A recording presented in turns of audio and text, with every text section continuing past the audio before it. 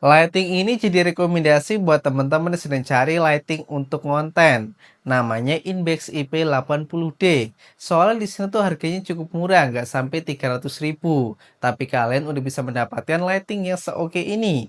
Ini tuh udah 80 watt, jadi ini tuh udah cukup banget kita pakai buat konten. Yang kalian lihat di sini, ini tuh kecerahan yang paling minim. Kalau menggunakan yang paling maksimal akan seperti ini.